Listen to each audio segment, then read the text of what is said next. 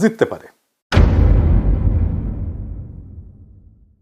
প্রথম কারণ হইতেছে যে দেশের মানুষ নতুন রাজনৈতিক শক্তিকে ক্ষমতায় দেখতে চায়। বিএনপির বিগত সময়ের শাসনের স্মৃতি এখনো দগদগে ক্ষতর মতো এক প্রজন্মের মনে জায়গা আছে। আইন শৃঙ্খলার অবনতি, ৬৪ জেলায় বোমা হামলা, বাংলা ভাইয়ের উত্থান, পরপর ৫ বার দুর্নীতিতে চ্যাম্পিয়ন, আর ২০০১ সালে নির্বাচনের পরে তো হিন্দু সম্প্রদায়ের উপরে যে বিভৎস নির্যাতন চালাইছিল বিএনপি, ওইটার কথা নাই বলি। আজকে অনেক কিছুই বলি না, জাস্ট মায়া কইরা, কিন্তু মায়া করার সময় শেষ, বলতে হবে এখন সবই। এই সপ্তাহে একটা প্রজন্মের মনে জল জ্বলে। এছাড়াও বিএনপির রাষ্ট্র চালানোর অদক্ষতা ছিল প্রকাশ্য। ক্ষমতার একাধিক কেন্দ্র তৈরি হয়েছিল, তাইওয়ানে অফিস খুলতে দিছে বাণিজ্য মন্ত্রী, আর কেউ জানে না।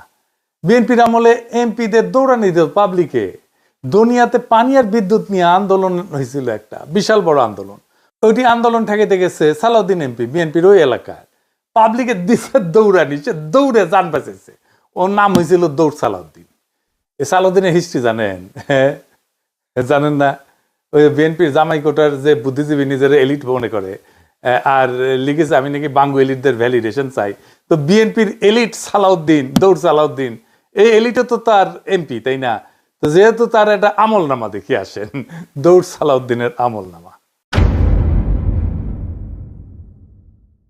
এই দৌড় সালাউদ্দিন এইচএসসি পাশ করে একটা জীবন বীমা কোম্পানির চাকরি করত।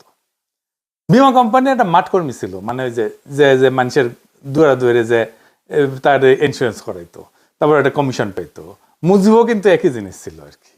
তো পরে চাকরি করা অবস্থায় একটা ট্রাক কিনে একটা রাশন ট্রাক না করলে, ওই যে আমার ক্ষুদ্র ভাতরা আবার রেশন ট্রাক দেখতে পাচ্ছে, রাশন ট্রাক না, এগুলা ঝরঝরা ট্রাক আর কি।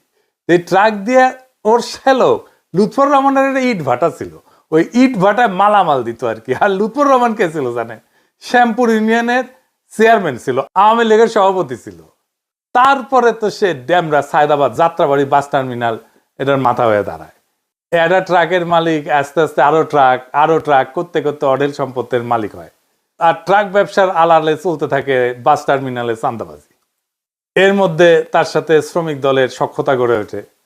ধীরে ধীরে মূলধারার রাজনীতির সাথে তাকে সম্পৃক্ত করতে থাকে। আর 1991 বিএনপির টিকিট পেয়ে যায়। এই হইতেছে দৌড় সালাউদ্দিনের উত্থান কাহিনী, আমাদের জামাইকোটার বুদ্ধিজীবীর এলিট। জুরাইনের মাজার রোডের একটা সিএনজি ফিলিং স্টেশন আছে তার, ওই মাজার শরীফের জমি দখল কইরা ওই ফিলিং স্টেশন করেছে দৌড় সালাউদ্দিন। একটা পত্রিকাও কিনেছিল দেশ জনতা নামে। তো শ্যালক যেহেতু আওয়ামী লীগে, তার তেমন কোনো অসুবিধা হয়নি, একবার বোধহয় জেলে নিয়ে গেছিল।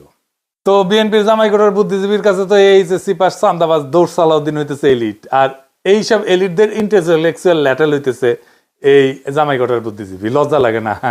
হ্যাঁ, যাই হোক, বিএনপির মেলা স্বীকৃতি আছে, আস্তে আস্তে আসবে আর কি। এই বিএনপি কি কম লুটপাট করেছে তার শাসন আমলে? তো এখন এই যে ইকোনমির অবস্থা দেখিচ্ছেন, দেশের এটা বিন্দু মাত্র লুটপাট সহ্য করার ক্ষমতা নাই। দেশটা ধ্বংস হয়ে যাবে, রাষ্ট্র নাই হয়ে যাবে লুটপাট হইলে। প্রফেসর ইউনূস লুটপাট বন্ধ করেছে, লুটপাট হয় না, রিজার্ভ কিন্তু বাড়িচ্ছে, কিন্তু ইকোনমি রিকভার করে না। এর উপরে যদি লুটপাট শুরু হয় তাহলে দেশ নিজেই জয় বাংলা হয়ে যাবে, এটা পাবলিক বুঝে। সেই জন্যই তারা চায় দেশে যেন দুর্নীতি আর না হয়। এই যে র্যাব কারা বানাইছিল জানেন? বিএনপি বানাইছিল কেন জানেন? নিজের দলের গুন্ডাদের নিয়ন্ত্রণ করতে পারতেছিল না, র্যাব কইরা মারিছিল এই গুন্ডাদের। নারায়ণগঞ্জে